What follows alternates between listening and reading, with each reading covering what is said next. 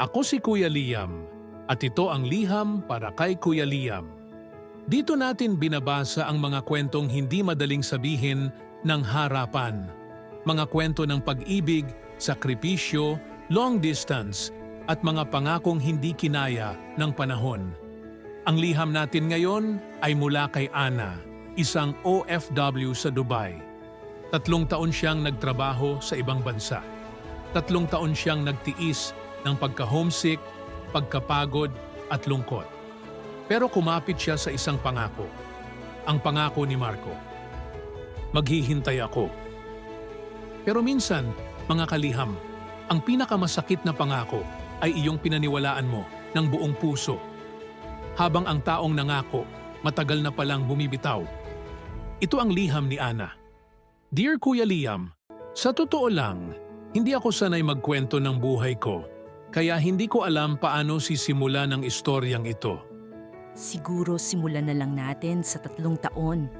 Nagpadala, nagtipid, umiyak ng tahimik at naniwalang pag-uwi ko, si Marco pa rin ang sasalubong sa akin. Bago ako umalis, mahigpit niya akong niyakap sa terminal.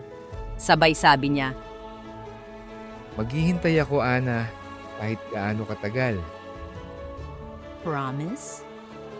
Promise. At naniwala ako, Kuya Liam. Kumapit ako sa pangakong iyon sa bawat gabing gusto ko nang umuwi. Sa bawat Pasko na video call lang ang yakap.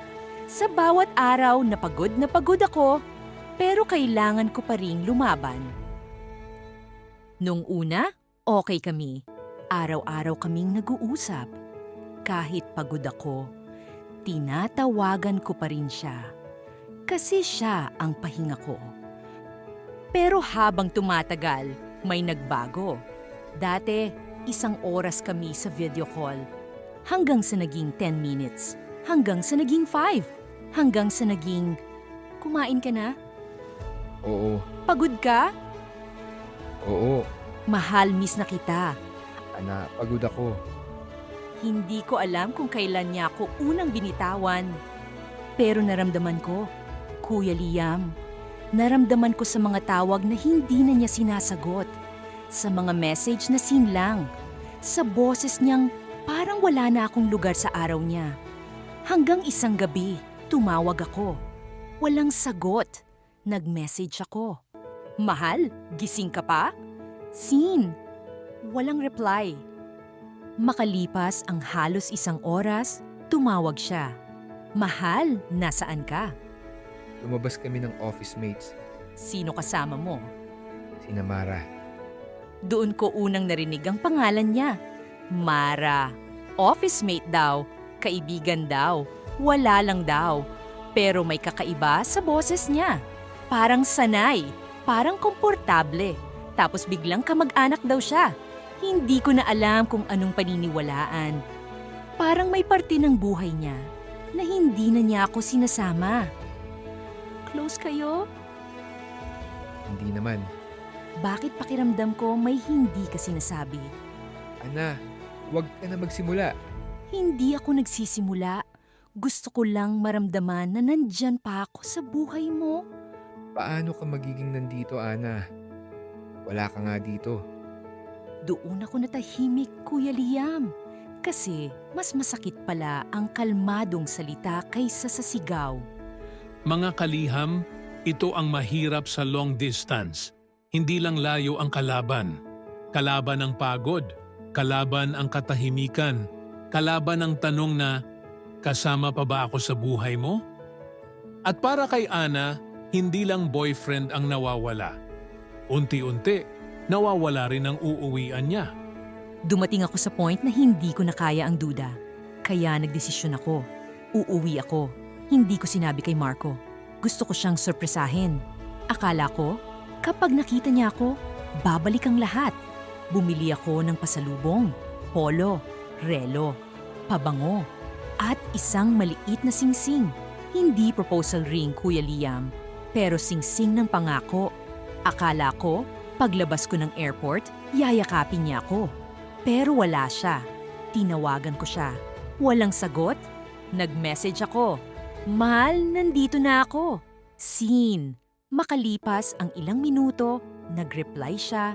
Sorry, hindi ako makakapunta. 4 na salita lang. Pero parang doon gumuho ang 3 taon kong pangarap. Tapos may kasunod pa. Ana, kailangan nating mag-usap. Kinabukasan, nagkita kami sa dati naming paboritong kainan. Tahimik siya. Hindi makatingin sa akin. At kahit wala pa siyang sinasabi, alam ko na. May iba ka na? Wala siyang sagot. Si Mara, umikit siya. At iyon na ang sagot. Gaano katagal? Hindi mo naiintindihan kasi eh. Hindi iyon ang tanong ko. Almost 1 year. 1 year, Kuya Liam. 1 buong taon. Habang ako, nagtitipid sa pagkain. Habang ako, nag-iipon para sa future namin. Habang ako, pinipilit maging strong. Siya pala, unti-unti nang natututong mabuhay nang wala ako. So noong sinasabi mong busy ka, kasama mo siya? Hindi siya sumagot. Noong umiiyak ako sa Dubai, kasi pakiramdam ko nawawala ka, kasama mo siya?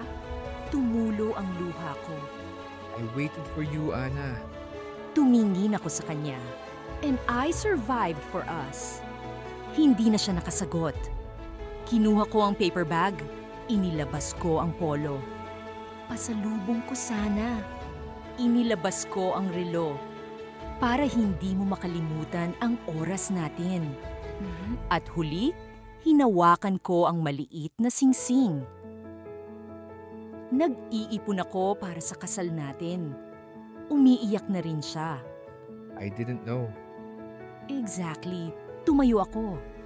Pero bago ako tuluyang makalakad palayo, may babaeng dumating, si Mara. Tumayo agad si Marco. Halos matumba pa siya sa pagtayo niya. Wow! Sinama mo pa talaga siya?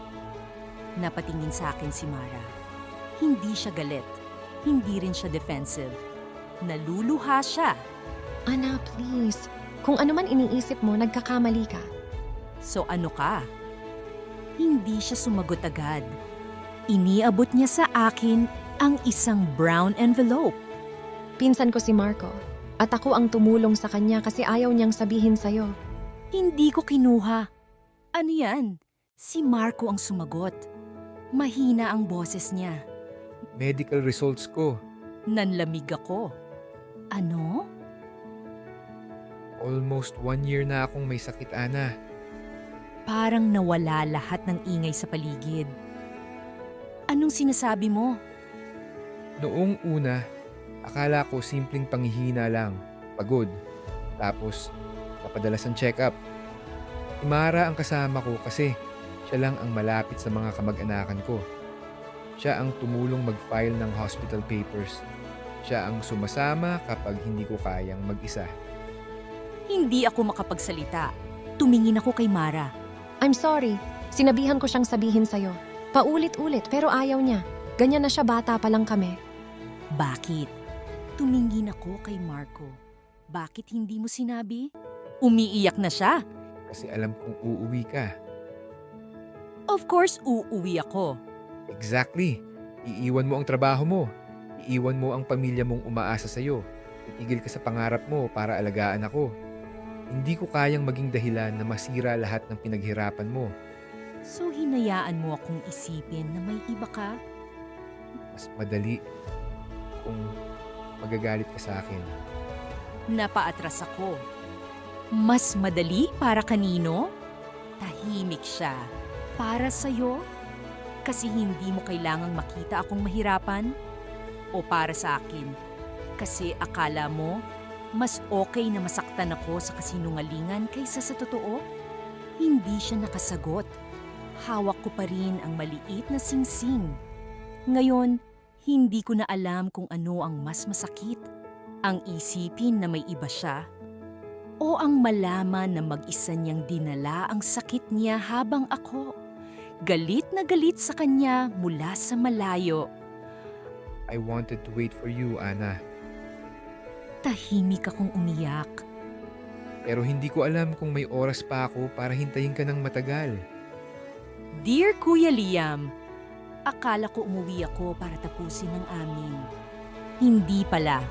Umuwi ako para malaman na pareho pala kaming lumaban mag-isa.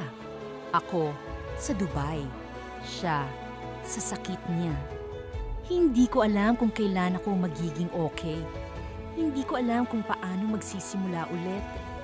Pero noong gabing yon, hindi ko naibigay ang singsing. Hindi rin ako umalis. Umupo ako sa tabi niya. Hinawakan ko ang kamay niya. At sinabi ko ang mga salitang akala ko siya lang ang dapat tumupad. Maghihintay ako. Umiyak siya. Ana, hindi mo kailangang gawin to. Hindi ako bumalik dahil kailangan. Bumalik ako dahil mahal kita. Hindi ko alam kung happy ending ba ito, Kuya Liam. Kasi hindi lahat ng ending sigurado. Minsan, ang meron ka lang ay ngayon. Isang kamay na hawak mo. Isang katotohanang masakit. At isang pag-ibig na kahit sugatan, pinipiling lumaban. Ana. Mga kaliham, minsan ang akala nating pagtataksil ay tinatagong takot pala. Minsan ang akala nating paglayo, pagtatago pala ng sakit. Pero hindi ibig sabihin tama ang pananahimik. Kasi kahit mabuti ang intensyon, ang kasinungalingan ay nakakasugat pa rin. Ang pagmamahal, hindi lang pagprotekta. Minsan, pagmamahal ang pagsasabi ng totoo. Kahit alam mong magbabago ang lahat. Para kay Ana at Marco, hindi pa tapos ang kwento. Hindi natin alam kung ano ang susunod. Pero sa gabing iyon, may isang pangakong bumalik. Hindi na bilang ilusyon, kundi bilang desisyon. Maghihintay ako. Ako si Kuya Liam, at ito ang liham para kay Kuya Liam. Kung may kwento kang hindi mo masabi, isulat mo. Baka ang susunod na liham ay sayo.